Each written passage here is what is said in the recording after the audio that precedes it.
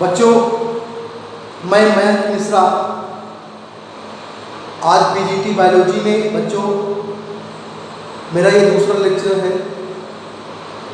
जैसा कि मैंने आप लोगों को बताया था कि जो हमारा प्रीवियस जो लेक्चर था उसमें हम लोगों ने बात किया था बच्चों की ओपेरिन का जो सिद्धांत था, ओपेरिन की जो परिकल्पना थी बच्चों, उसकी पुष्टि किसने किया था बच्चों? उसकी पुष्टि किया था स्टैनली मिलर ने। तो बच्चों हम आज यहाँ पर बात क्या करेंगे? हम लोग आज बात करेंगे बच्चों क्या? स्टैनली मिलर का प्रयोग। स्टैनली मिलर का प्रयोग। तो बच्चों यहाँ पर बात ये आ रही है कि ये जो स्टैनली मिलर थे ये कौन थे? स्टैनली मिलर कौन थे? इन्होंने कौन कौन से प्रयोग किए थे? आज हम लोग बच्चों इस पर डिस्कशन यहाँ पर करेंगे। तो मैं आपको बता दूं कि स्टैनली मिलर जो थे बच्चों, स्टैनली मिलर, आप देखिए स्टैनली मिलर ये बच्चों क्या थे? ये एक अमेरिकन साइंटिस्ट थे। क्या थे बच्चों? ये अमेरिकन एक वैज्ञानिक थे। अमेरिकन वैज्ञानिक थे बच्चों, और इन्होंने अपने प्रयोग के आधार पर बच्चों क्या किया था? इन्होंने अपने प्रयोग के आधार पर ओपेरिन की जो परिकल्पना थी उसकी बच्चों क्या किया था? इन्होंने पुष्टि किया था। अब आप देखिए यहाँ पर ये बात आती है कि इन्होंने अपना प्रयोग किया, उसमें इन्होंने क्या किया, इस पर हम लोग बच्चों यहाँ पर डिस्कशन करेंगे। तो बच्चों मैं आपको बता दूं इन्होंने क्या किया था बच्चों कि इन्होंने ऊर्जा की उपस्थिति में, किसकी उपस्थिति में? ऊर्जा की उपस्थिति में, ऊर्जा की उपस्थिति में, in the presence of energy, ऊर्जा की उपस्थिति में बच्चों क्या किया था? इन्होंने क्या किया था कि मीथेन लिया, हाइड्रोजन लिया, जलवाष्प लिया एवं क्या बच्चों लिया? अमोनिया लिया। इन्होंने क्या किया बच्चों? मीथेन लिया बच्चों, क्या लिया? मीथेन लिया बच्चों। फिर क्या लिया बच्चों? हाइड्रोजन लिया। तो सबसे पहले इन्होंने क्या लिया? मीथेन लिया। फिर क्या लिया बच्चों? हाइड्रोजन लिया। फिर बच्चों क्या लिया? जलवाष्प लिया, और लास्ट में बच्चों क्या लिया? अमोनिया लिया। तो इन्होंने क्या किया? ऊर्जा की उपस्थिति में इन्होंने अपने प्रयोग में इन्होंने क्या किया कि मीथेन लिया, हाइड्रोजन लिया, जलवाष्प लिया और अमोनिया लिया बच्चों। इसको क्या किया? इसके संयोजन से इसको क्या किया बच्चों? इसको सबको एक साथ कर दिया। इसको क्या कर दिया? इसका संयोजन कर दिया। तो बच्चों जब संयोजन कर दिया तब क्या हुआ? जब इसका इन्होंने संयोजन कर दिया, इसको मीथेन, हाइड्रोजन, जलवाष्प और अमोनिया, मीथेन, हाइड्रोजन, जलवाष्प और अमोनिया का क्या किया? इन्होंने संयोजन किया बच्चों। जब संयोजन किया तो क्या बना बच्चों? जब संयोजन के परिणाम स्वरूप इसमें कार्बनिक यौगिकों का बच्चों क्या हुआ? निर्माण हुआ। साथ साथ क्या बना बच्चों? अमीनो अम्ल बना। क्या बना? सरल शर्करा बना। तो इसमें क्या क्या बना बच्चों? इसके परिणाम स्वरूप बना क्या? पहले बना क्या? अमीनो अम्ल बना। फिर क्या बना बच्चों? सरल शर्करा बना। क्या बना? सरल शर्करा बना बच्चों। इसके साथ साथ क्या क्या बना था? इसके संयोजन से अमीनो अम्ल बना, सरल शर्करा बना बच्चों, और क्या बना? अन्य कार्बनिक यौगिक का बच्चों यहाँ पर निर्माण हुआ। अन्य कार्बनिक यौगिक का बच्चों क्या हुआ? यहाँ पर निर्माण हुआ। ठीक, इस पॉइंट को हम लोग फिर से डिस्कस करेंगे। इसमें इन्होंने ये कहा कि स्टैनली मिलर का प्रयोग किस पर आधारित था? स्टैनली मिलर का प्रयोग ओपेरिन की परिकल्पना पर बच्चों क्या था? आधारित था। क्या हुआ था? स्टैनली मिलर कौन थे? स्टैनली मिलर एक अमेरिकन बच्चों क्या थे? वैज्ञानिक थे। इन्होंने किया क्या? इन्होंने क्या किया कि ऊर्जा की उपस्थिति में मीथेन, हाइड्रोजन, जलवाष्प और अमोनिया, इसका क्या किया बच्चों? संयोजन करके, जब बच्चों संयोजन किया तो जब संयोजन हुआ उसके परिणाम स्वरूप क्या हुआ बच्चों? अमीनो अम्ल का निर्माण हुआ, सरल शर्करा का निर्माण हुआ, साथ साथ इसका निर्माण हुआ बच्चों, सरल शर्करा के साथ साथ इसका निर्माण हुआ, अन्य कार्बनिक यौगिकों का बच्चों क्या हुआ? यहाँ पर निर्माण हुआ। अब इस तरीके से इस पॉइंट को बच्चों इन्होंने क्या किया था, 1955 में ये प्रयोग किया। इन्होंने किसमें किया था बच्चों, 1955 में इन्होंने क्या किया था बच्चों, इस प्रयोग को किया था। इन्होंने क्या क्या किया था, इन्होंने ऊर्जा की उपस्थिति में मीथेन, हाइड्रोजन, जलवाष्प और अमोनिया का मिश्रण लिया, इसका संयोजन किया। संयोजन के परिणाम स्वरूप एमिनो एसिड, सरल संरचना और अन्य ऑर्गेनिक कंपाउंड्स का बच्चों क्या हुआ, यहाँ पर निर्माण हुआ। यहाँ तक सारे पॉइंट्स क्लियर हो गए बच्चों।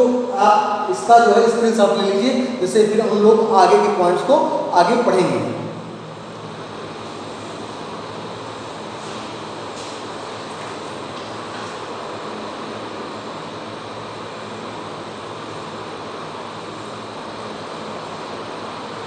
ठीक बच्चों, स्क्रीनशॉट ले लिया आप लोगों ने।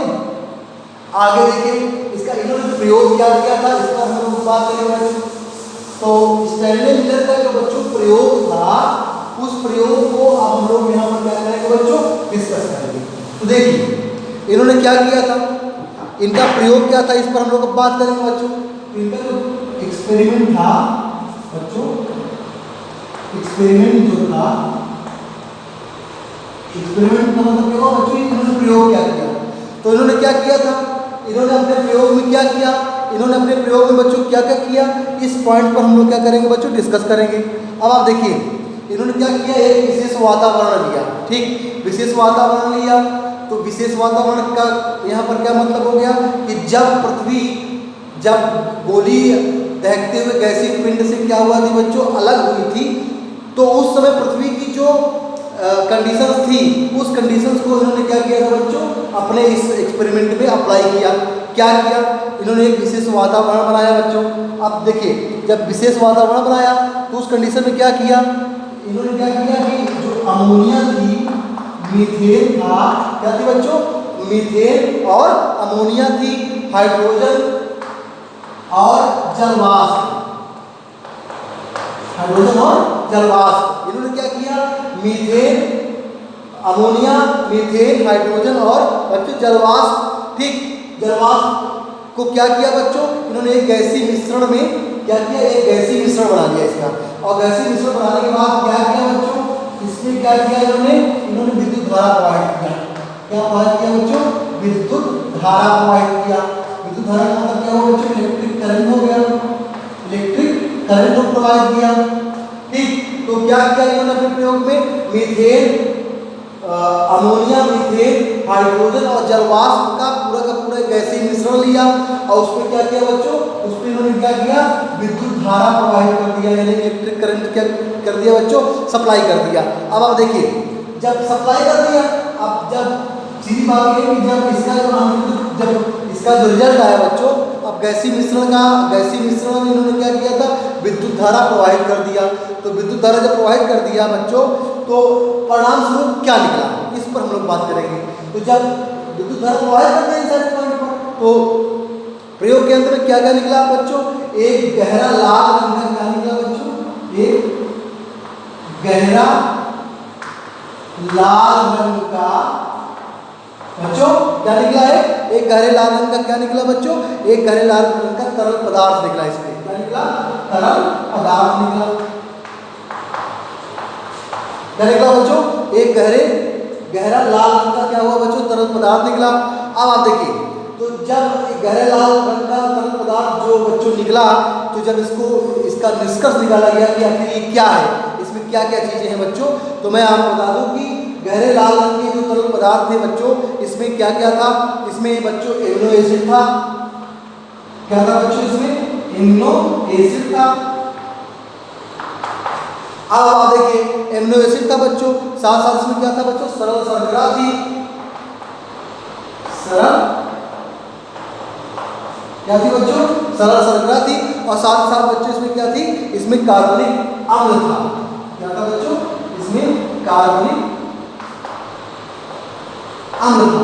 तो जब क्या किया इन्होंने, फिर से मैं आपको रिपीट कर रहा हूं कि अमोनिया, मीथेन, हाइड्रोजन और जलवाष्प के गैसीय मिश्रण में इन्होंने क्या किया, विद्युत धारा प्रवाहित किया।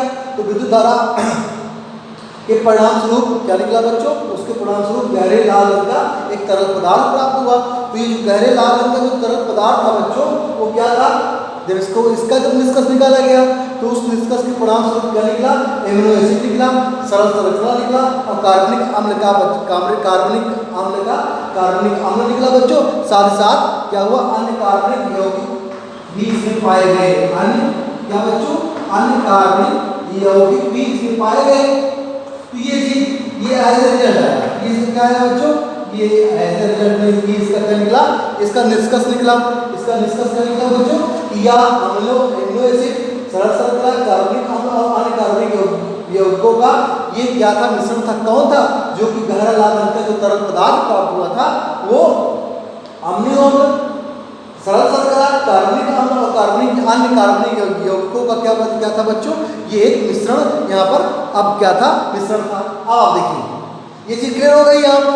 अब इस पॉइंट को बच्चों फिर आप ओपेरिन साहब ने इस सारे पॉइंट्स पर अपना क्या मत दिया, उसके बारे में हम लोग बच्चों अब यहाँ पर डिस्कस करेंगे। यहाँ इसको भी स्क्रीनशॉट ले लीजिए सारे बच्चे।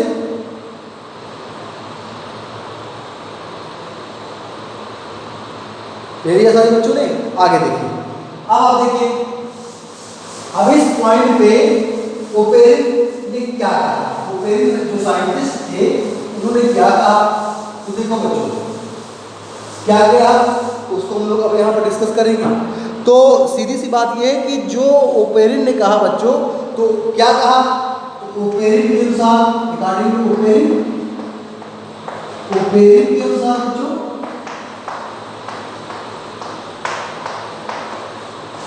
ओपेरिन के अनुसार ओपेरिन ने अपना मत क्या दिया बच्चों, कि जो कार्बनिक यौगिक की जो इकाइयां थी बच्चों, क्या कार्बनिक जो कंपाउंड्स निकले, तो कार्बनिक यौगिक की जो इकाई थी बच्चों, इकाई जो थी, उन्होंने क्या किया, उन्होंने पारस्परिक संयोजन किया। क्या किया बच्चों, कार्बनिक यौगिकों की इकाई ने क्या किया, पारस्परिक संयोजन किया। तो क्या बना, जब कार्बनिक यौगिकों की इकाई ने संयोजन किया बच्चों, संयोजन किया तो क्या बना बच्चों, इसे जटिल कार्बनिक यौगिक बने, जटिल कार्बनिक यौगिक का बच्चों क्या हुआ, यहाँ पर निर्माण हुआ। किसका निर्माण हुआ, जटिल कार्बनिक यौगिक का बच्चों यहाँ पर क्या हुआ, निर्माण हुआ। अब आप देखिए, तो जब जटिल कार्बनिक यौगिक का बच्चों यहाँ पर निर्माण हुआ, उसके परिणाम से स्वरूप क्या हुआ, तो सीधी बात इन्होंने क्या किया, इन्होंने बहुलक बनाया, पॉलीमर्स बनाए। क्या बनाए, बहुलक यानी कि पॉलीमर्स का क्या किया बच्चों, फॉर्मेशन किया। किसका फॉर्मेशन किया बच्चों, बहुलक यानी पॉलीमर्स का इन्होंने क्या किया, इन्होंने जटिल कार्बनिक यौगिकों ने क्या बनाया बच्चों, बहुलक का, पॉलीमर्स का बनाया। तो इस तरीके से क्या हुआ कि जो शर्करा के अंदर से शुगर जो मॉलिक्यूल्स थे बच्चों, उससे शुगर के मॉलिक्यूल्स ने क्या किया, देखिए शुगर के यानी शर्करा के जो मॉलिक्यूल थे, किसके मॉलिक्यूल, शर्करा के जो कण थे, तो बच्चों शर्करा के जो कण थे बच्चों, इन्होंने क्या किया, शर्करा के जो अणु थे या कण थे, इन्होंने क्या किया बच्चों, इन्होंने क्या किया बच्चों, मंड का निर्माण किया। किसका निर्माण किया, मंड का निर्माण किया। ठीक, ग्लाइकोजन का फॉर्मेशन हुआ, सेल्यूलोज का फॉर्मेशन हुआ। इसका निर्माण हुआ, मंड का निर्माण हुआ बच्चों, ग्लाइकोजन का फॉर्मेशन हुआ, सेल्यूलोज का फॉर्मेशन हुआ। ठीक, अब आप देखिए सेल्यूलोज का फॉर्मेशन के बाद क्या हुआ बच्चों, इसके साथ साथ जो पॉलीसेकेराइड्स थी, क्या पॉलीसेकेराइड्स जो थी बच्चों, पॉलीसेकेराइड्स जो थी बच्चों, इसने क्या किया, भाई शर्करा के अणु ने क्या फॉर्मेशन कर दिया, मंड का निर्माण किया, ग्लाइकोजन का निर्माण किया, सेल्यूलोज का निर्माण किया। अब आप देखिए पॉलीसेकेराइड्स की बात करते हैं हम लोग, तो जो पॉलीसेकेराइड थी, ये पॉलीसेकेराइड के साथ साथ वसीन अम्ल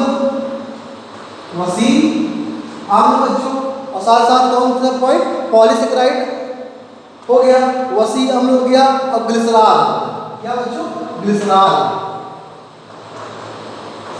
इन्होंने क्या बच्चों निर्माण किया, वसा का निर्माण किया।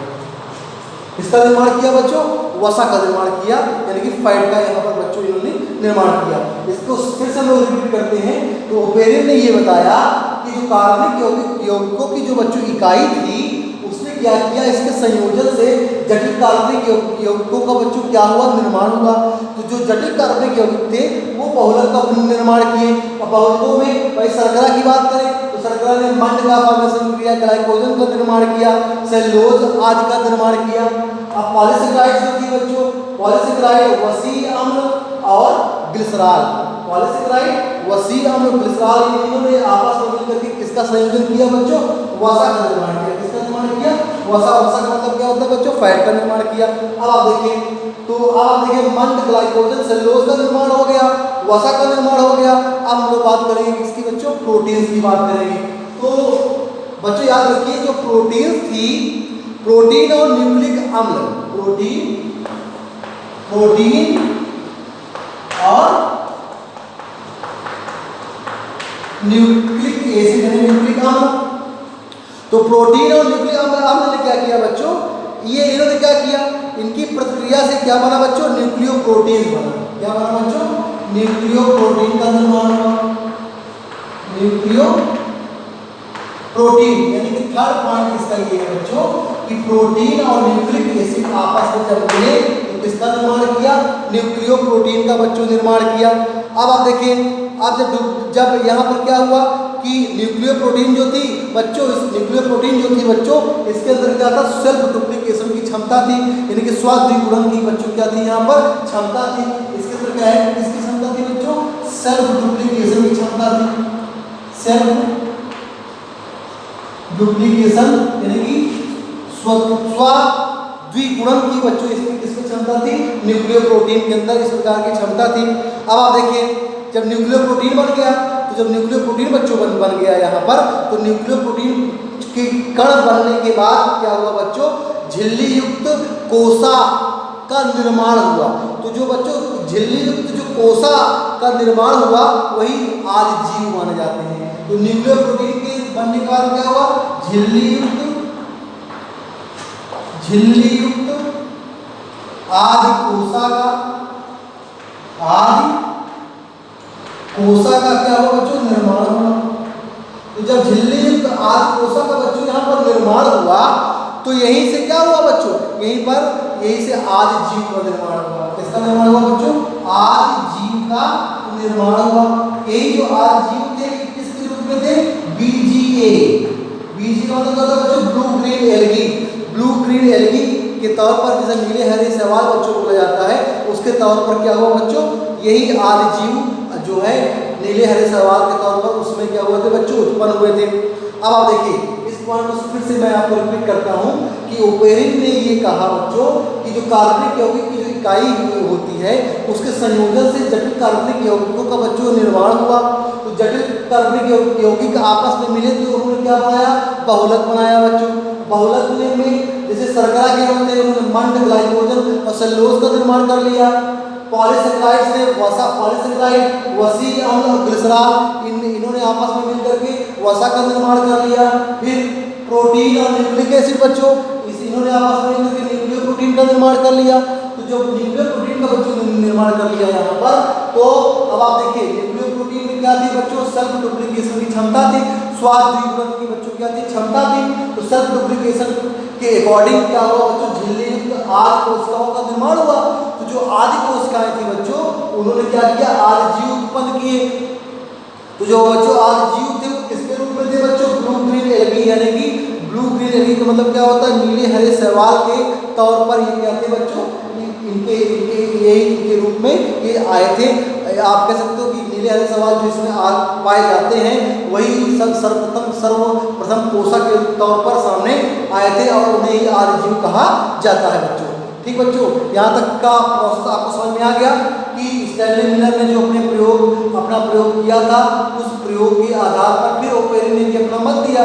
वो मत यहाँ पर आपके सामने प्रस्तुत है। आगे के सारे पॉइंट्स को हम लोग आगे क्लियर करेंगे बच्चों। यहाँ तक के स्क्रीनशॉट ले लीजिए।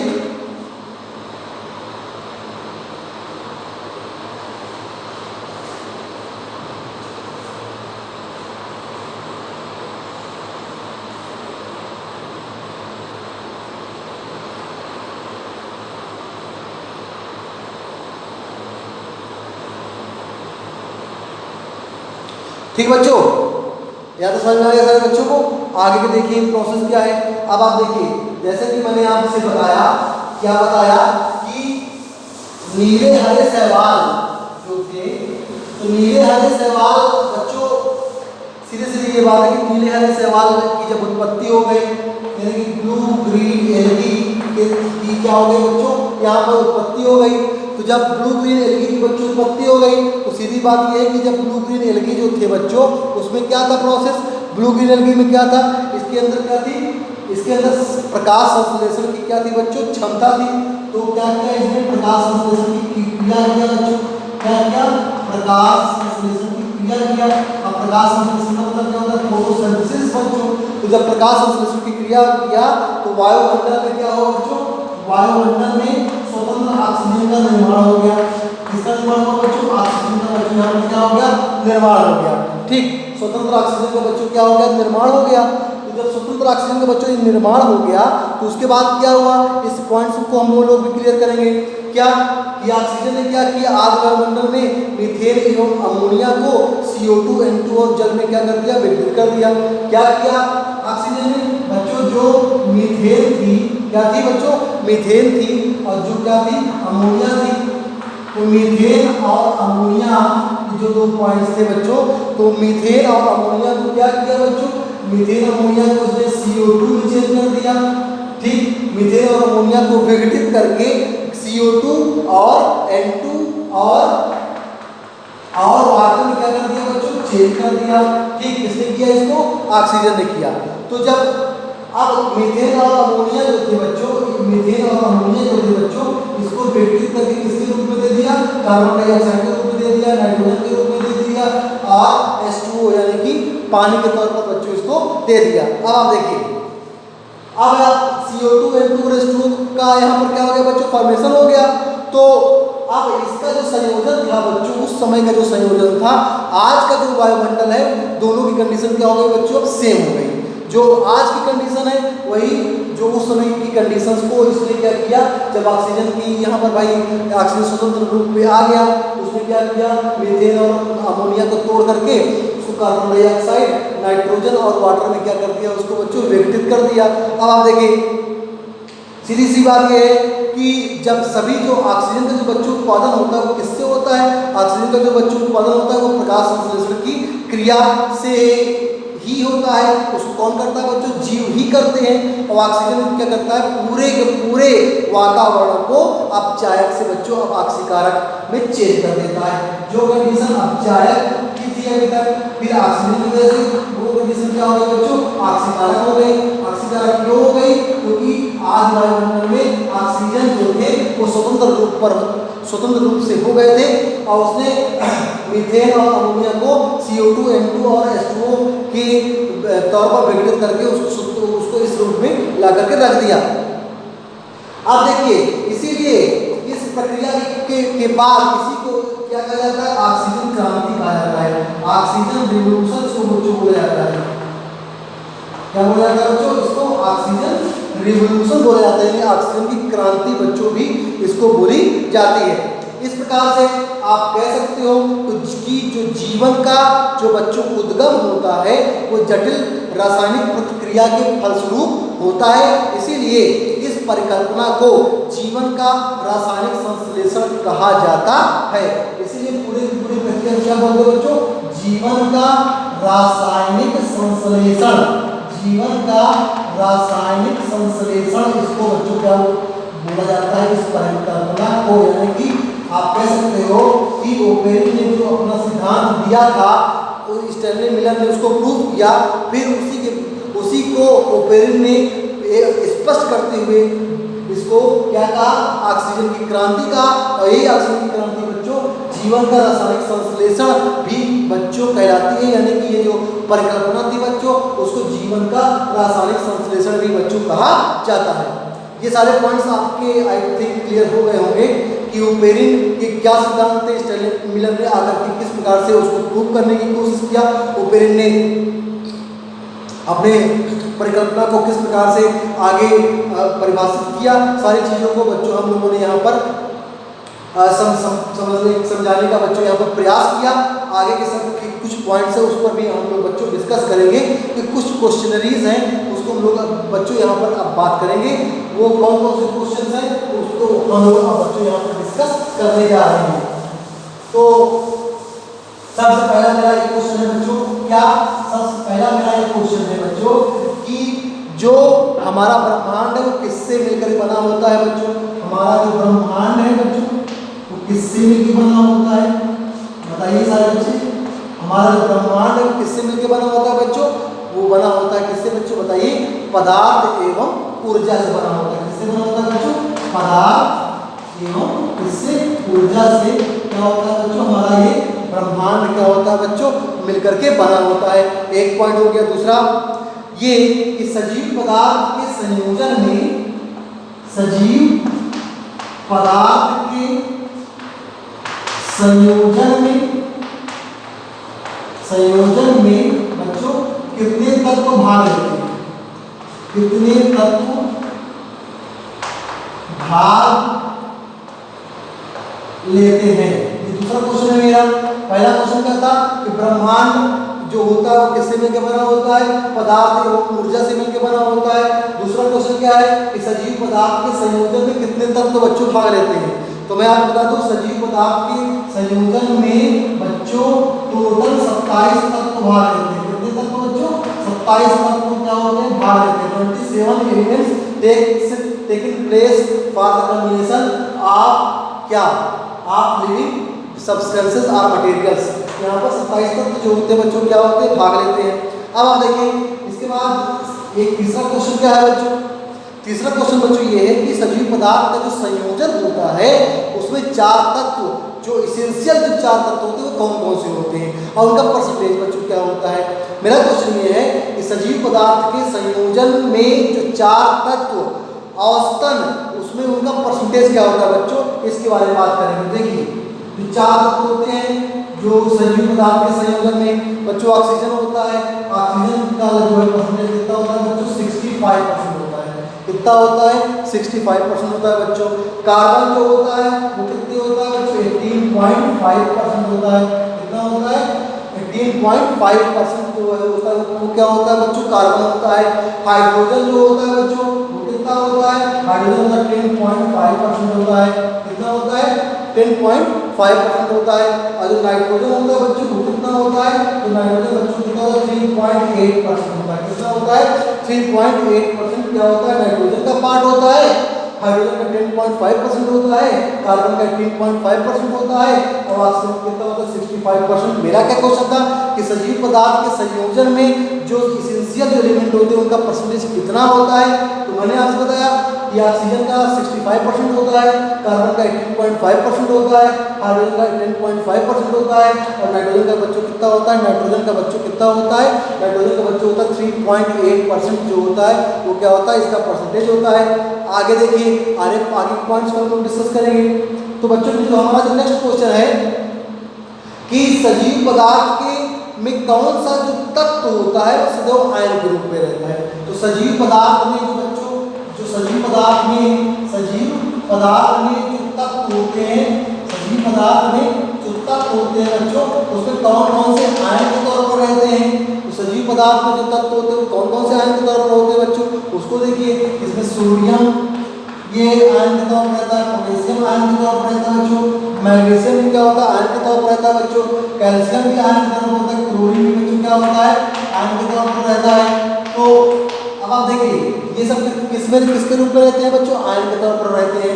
मेरा क्वेश्चन क्या है बच्चों कि जो सजीव पदार्थ में कौन कौन से ऐसे तत्व होते हैं जो कि आयन के तौर पर रहते हैं? तो सजीव पदार्थ में जो आयन के तौर पर बच्चों रहते हैं वो कौन कौन से होते हैं? उसमें सोडियम हो गया, पोटेशियम हो गया, मैग्नीशियम हो गया, कैल्शियम हो गया और क्लोरीन हो गया।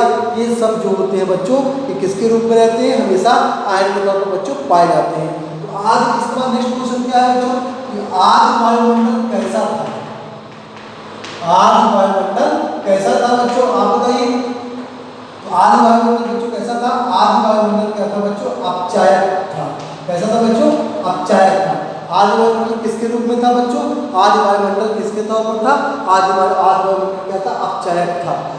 कि जब पृथ्वी स्टार्टिंग पोजीशन की यहाँ पर बात हो रही है कि आदि वायुमंडल किस समय कैसा था, तो हम लोग कह सकते हैं आदि वायुमंडल कैसा था बच्चों, अपचायक के रूप पर था। तो इस तरीके से सारे क्वेश्चन हम लोगों ने यहाँ पर डिस्कस किए कि ब्रह्मांड किससे बना होता है, पदार्थ एवं ऊर्जा से मिलकर बना होता है। फिर हमने बात किया कि सजीव पदार्थ के संयोजन में कितने तत्व भाग लेते हैं, तो मैंने बताया कि 27 तत्व भाग लेते हैं। फिर मेरा तीसरा क्वेश्चन क्या था कि जो इसेंशियल एलिमेंट होते हैं सजीव पदार्थ में कौन कौन से होते हैं, उनका परसेंटेज क्या होता है। मैंने बताया कि ऑक्सीजन 65% होता है, कार्बन 18.5% होता है, हाइड्रोजन 10.5% होता है, नाइट्रोजन 3.8% होता है। आगे का क्वेश्चन क्या था बच्चों कि सजीव पदार्थ में ऐसे कौन कौन से तत्व होते हैं जो कि आयन के तौर पर होते हैं, तो मैंने आपको बताया कि सजीव पदार्थ में जो तत्व होते हैं जो कि आयन के तौर पर रहते हैं उसमें सोडियम की बात करेंगे, कैल्शियम की बात करेंगे, मैग्नीशियम की बात करेंगे, कैल्शियम प्लस प्लस की बात करेंगे, क्लोरीन की बात करेंगे।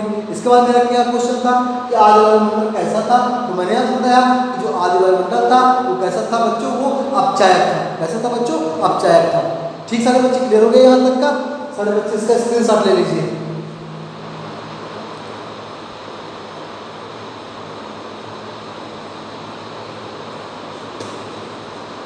ठीक बच्चों, आगे का देखिए इसमें क्या है।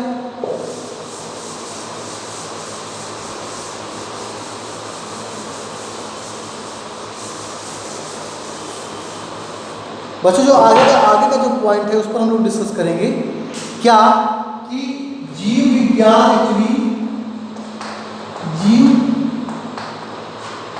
विज्ञान के बारे में हम लोग यहाँ डिस्कस करेंगे बच्चों कि जीव विज्ञान होता क्या है। तो हम कह सकते हैं कि विज्ञान की भाषा का जिसके अंतर्गत जीवधारियों का अध्ययन किया जाता है वो क्या होता है बच्चों, जीव विज्ञान कहलाता है। जीवधारियों का अध्ययन जीव विज्ञान कहलाएगा। क्या कहलाएगा बच्चों, जीव विज्ञान कहलाएगा। एक तो ये हो गया पॉइंट कि जीव विज्ञान किसे कहते हैं। जीवधारियों का जो अध्ययन होता है बच्चों वो क्या कहलाता है, जीव विज्ञान कहलाता है।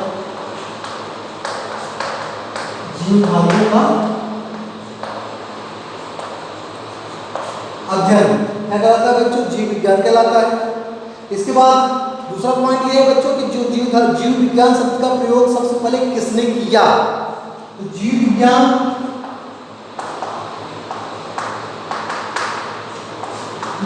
के बच्चों सबसे पहले इस सर्वप्रथम प्रयोग किसने किया, तो मैं बता दूं आपको 1802 में एक थे लैमार्क और एक थे ट्रेविरेनस।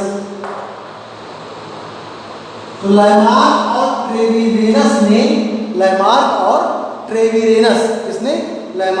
ट्रेविरेनस ने सबसे पहले जीव विज्ञान शब्द का क्या किया था बच्चों, प्रयोग किया था। इसके बाद तीसरा पॉइंट क्या आता है बच्चों, तीसरा पॉइंट बच्चों ये आता है कि जीव विज्ञान जो है वो किस भाषा से ली गई है बच्चों। तो जीव विज्ञान जो होता है बच्चों वो एक ग्रीक शब्द है। क्या है बच्चों, ये एक ग्रीक शब्द है। कैसा शब्द है बच्चों, ये क्या है बच्चों, ये एक ग्रीक शब्द है। कैसा शब्द है, ये ग्रीक शब्द है जिसमें बायोस का मतलब क्या होता है, लाइफ होता है। लाइफ का मतलब क्या होता है, जीवन होता है। ठीक, और जो लागस है बच्चों, लागस का मतलब क्या होता है, स्टडी का मतलब क्या होता है, अध्ययन। जीवन का अध्ययन, जीवों का अध्ययन क्या होता है बच्चों, वो जीव विज्ञान कहलाता है। यानी कि लाइफ स्टडी जो होती है वो क्या होती है बच्चों, लाइफ स्टडी क्या होती है, वही क्या होती है, जीव विज्ञान कहलाती है। तो ओवरऑल आप कह सकते हो कि जो भी जीवों का जो अध्ययन होता है वही क्या होता है, जीव विज्ञान बच्चों कहलाता है। इसके बाद एक नेक्स्ट पॉइंट ये कि जीव विज्ञान की ब्रांचेस कितनी होती है बच्चों। तो जीव विज्ञान की जो ब्रांचेस होती है बच्चों उसको हम लोग दो पार्ट में डिवाइड करते हैं। पहला जो होता है वो होता है वनस्पति विज्ञान। वनस्पति को क्या बोलते हैं बच्चों, बॉटनी बोलते हैं। क्या बोलते हैं इसको, बॉटनी बोलते हैं ना। और जो जीव विज्ञान तो एक दूसरा क्या होता है, जंतु विज्ञान बोलते हैं बच्चों। तो जो जंतु विज्ञान होता है वो क्या होता है, उसको क्या बोलते हैं, जूलॉजी बोला जाता है। क्या बोलते हैं बच्चों, जूलॉजी बोलते हैं। क्या बोलते हैं उसको, जूलॉजी बोलते हैं। तो हम कह सकते हैं कि जीव विज्ञान शब्द का प्रयोग सबसे पहले 1802 में लैमार्क एवं ट्रेविरेनस ने दिया था। कि जीव विज्ञान कहाँ से लिया गया था? ग्रीक शब्द होता है। बायोस का मतलब क्या होता है? लाइफ होता है। लालस का मतलब क्या होता है बच्चों? स्टडी होता है। जीव विज्ञान शब्द की कितनी शाखाएं, जीव विज्ञान की कितनी शाखाएं होती हैं? तो हम कह सकते हैं कि जीव विज्ञान की 2 शाखाएं होती हैं। एक शाखा को क्या बोलते हैं? वनस्पति बोलते हैं। एक शाखा को क्या बोलते हैं? जंतु बोलते हैं। एक उसको बॉटनी बोलते हैं, उसको जूलॉजी बोलते हैं बच्चों। अब आप देखिए, अब हम लोग बात करेंगे क्या? बॉटनी की। तो बच्चों ये जो बॉटनी है, बॉटनी शब्द की उत्पत्ति भी कहां से मानी जाती है? ग्रीक भाषा से मानी जाती है बच्चों। बास्किन, क्या बच्चों? बास्किन। बास्किन क्या है? एक ग्रीक शब्द है। बास्किन क्या है बच्चों? ग्रीक शब्द है। यानी कि बॉटनी की उत्पत्ति भी, बॉटनी शब्द की उत्पत्ति भी क्या है? ग्रीक भाषा से ली गई है। और बॉटनी का जो मतलब होता है बॉटनिका, बॉटनी में बास्किन, बास्किन शब्द जो होता है जिसका अर्थ, जिस बास्किन का मतलब क्या होता है? बास्किन का मतलब क्या होता है बच्चों? चरना। क्या मतलब? इसका बास्किन का मतलब क्या होता है बच्चों? चरना होता है। आप देखिए, इसके जनक कौन माने जाते हैं? फादर ऑफ बॉटनी किसको बोलते हैं बच्चों? तो आप कह सकते हो कि फादर ऑफ जो बॉटनी है उन्हें बोला जाता है थियोफ्रेस्टस। किसको बोलते हैं बच्चों? थियोफ्रेस्टस। थियोफ्रेस्टस को क्या बोलते हैं बच्चों? थियोफ्रेस्टस को फादर ऑफ बॉटनी बोला जाता है। इनकी जो टाइम पीरियड था बच्चों वो क्या था? 370 बीसी से लेकर के 285 बीसी तक, 285 बीसी तक इनका जो क्या था बच्चों? टाइम पीरियड था थियोफ्रेस्टस का, who is known as father of botany, जिन्हें फादर ऑफ बॉटनी क्या होता है बच्चों? कहा जाता है। अब आप देखिए थियोफ्रेस्टस ने किया क्या था, इस पर भी हम लोग डिस्कस करेंगे बच्चों। तो थियोफ्रेस्टस ने क्या किया था? इन्होंने 500 प्रकार के पौधों का क्या किया था बच्चों? वर्णन किया था। और उसकी पुस्तक का क्या नाम था थियोफ्रेस्टस का? तो थियोफ्रेस्टस की जो पुस्तक थी उनका नाम क्या था बच्चों? Historia plantarum. यानी आप कह सकते हो इनकी जो बुक थी बच्चों उसको क्या बोलते थे? हिस्टोरिया प्लांटेरम बोलते थे। क्या बोलते थे बच्चों? Historia plantarum. क्या बोलते थे इसको? Historia plantarum. यानी थियोफ्रेस्टस की जो पुस्तक थी उस पुस्तक का क्या नाम था बच्चों? हिस्टोरिया प्लांटेरम था। ठीक, इन्होंने क्या किया था? इन्होंने 500 प्रकार के पौधों का क्या किया था बच्चों? वर्णन किया था अपनी पुस्तक में, और पुस्तक का क्या नाम था बच्चों? हिस्टोरिया प्लांटेरम था। इसके बाद हम देखिए, इसीलिए इनको क्या बोला जाता है? इसीलिए थियोफ्रेस्टस को वनस्पति विज्ञान का जनक कहा जाता है। क्या कहते हैं बच्चों इसको? वनस्पति विज्ञान का बच्चों को जनक कहा जाता है। अब आगे हम लोग बात करेंगे किसके बारे में बच्चों? हम लोग बात करेंगे अरस्तु के बारे में। किसके बारे में? अरस्तु के बारे में बच्चों। तो अरस्तु को क्या बोलते हैं बच्चों? इनको अरिस्टोटल भी बोला जाता है। क्या बोलते हैं इनको? अरिस्टोटल बोला जाता है बच्चों। अरिस्टोटल ने क्या किया था? इन्हें फादर ऑफ जूलॉजी क्यों कहा जाता है? इस पर हम लोग बच्चों डिस्कस करेंगे। तो देखिए, अरस्तु जो थे, अरस्तु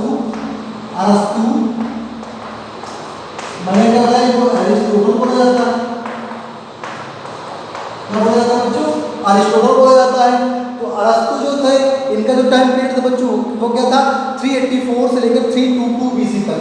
384 से लेकर के 322 बीसी तक इनका क्या था बच्चों? टाइम पीरियड था। पहली बात, इनको जंतु इतिहास का जनक कहा जाता है क्योंकि इन्होंने भी एक पुस्तक जो लिखी थी जिन्हें बोला जाता था हिस्टोरिया एनिमेलियम। क्या बोलते थे इसको? हिस्टोरिया एनिमेलियम। इनकी पुस्तक का क्या नाम था? हिस्टोरिया एनिमेलियम इनकी पुस्तक का नाम था। और इसमें इन्होंने क्या किया था? 500 प्रकार के जंतुओं का वर्णन किया। 500 प्रकार के जंतुओं का क्या किया था बच्चों? इन्होंने वर्णन किया था। कितने प्रकार के? 500 प्रकार के। तो 500 प्रकार के जंतुओं का वर्णन इन्होंने हिस्टोरिया एनिमेलियम नामक पुस्तक में लिखा। इसीलिए इनको फादर ऑफ जूलॉजी बच्चों कहा जाता है। तो ओवरऑल फादर ऑफ जूलॉजी इसलिए कहते हैं क्योंकि इन्होंने क्या किया था? इन्होंने 500 प्रकार के जंतुओं का बच्चों इसमें वर्णन किया था। इसके बाद एक पॉइंट और आता है बच्चों, जीवाश्मकी। तो जीवाश्मकी जो है बच्चों, इसमें इनके जो जनक कौन थे? जो जीवाश्मकी के जो बच्चों जनक थे उनका नाम था लियोनार्डो डी विंसी। क्या नाम था? Leonardo D Vinci. क्या नाम था? लियोनार्डो डी विंसी, ये कौन थे? ये जीवाश्म के क्या थे बच्चों? फादर थे। तो इस तरीके से आप देखिए कि सारे प्रोसेस को अगर हम लोग बात करें तो एक पॉइंट मैं और आपसे बताना चाहता हूँ कि जो संपूर्ण जो जैविक क्रिया होती है उसका जो संचालन होता है वो ऊर्जा के माध्यम से होता है। और जो ऊर्जा या ईंधन कोशिकाएं होती है किस रूप में हमारी बॉडी के अंदर रहती है बच्चों? वो किसके रूप में रहती है? एटीपी के तौर पर रहती है। किसके तौर पर? एटीपी के तौर पर रहती है। इसलिए इनका मतलब energy currency of the cell, energy currency of the cell. कोशिका का जो सिक्का होता है, ऊर्जा का सिक्का, वो कौन सा होता है बच्चों? वो एटीपी होता है। कौन होता है? एटीपी रहता है। यानी आप कह सकते हो कि जो भी बायोलॉजिकल प्रोसेस होती है, जो भी जैविक क्रियाएं चलती हैं, उसके संचालन में ऊर्जा जो निकलती है, ऊर्जा जो स्टोर फॉर्म में रहती है, वो ऊर्जा किसके तौर पर रहती है बच्चों? वो ऊर्जा रहती है एटीपी के फॉर्म में, energy currency of the cell के फॉर्म में बच्चों रहती है। अब आप मैं आपको मेन पॉइंट मैं यहाँ पर बताना चाहूँगा बच्चों की जो भी प्रोसेस हम लोग यहाँ पर शुरू किए, जैसे कि हम स्टार्ट किया अपने फर्स्ट वीडियो में कि ब्रह्मांड की उत्पत्ति कहाँ से होती है, फिर वो पेरिने की जो परिकल्पना थी बच्चों वो क्या थी, उन्होंने क्या क्या अपने व्यूज रखे, उसको स्टेनले मिलर ने किस प्रकार से उसको प्रूव करने की कोशिश किया, ओपेरे ने अपने मत को फिर से विस्तार देने की कोशिश किया। फिर सारे पॉइंट्स को हम लोगों ने डिस्कस किया। जूलॉजी के फादर कौन होते हैं, बॉटनी के फादर कौन होते हैं, इसके बाद जीवाश्म के जनक कौन होते हैं, जूलॉजी का अर्थ क्या है, बॉटनी का अर्थ क्या है, कौन कौन सी पुस्तकें इन लोगों ने किया, सारी चीज़ों के बारे में बच्चों हम लोगों ने डिस्कस किया। उम्मीद है कि पीजीटी बायोलॉजी के लिए मेरा ये लेक्चर आपके लिए बहुत ही मील का पत्थर साबित होगा। आगे हम लोग आगे की स्टेप्स भी पार्ट 3 में पढ़ेंगे। आप सारे बच्चे मेरे इस चैनल को लाइक और सब्सक्राइब जरूर करें, क्योंकि जो भी यहाँ हम लोग वीडियो बच्चों बनाएंगे वो सीधे आपके तौर पर आपके पास आपके मोबाइल में सीधे आपके साइट पर पहुँच जाए बिना किसी बाधा के, और आप ज़्यादा से ज़्यादा हमारे इस वीडियो के माध्यम से अपने नॉलेज को आगे बढ़ाने का प्रयास करिए। यही शब्दों के साथ जय हिंद, जय भारत।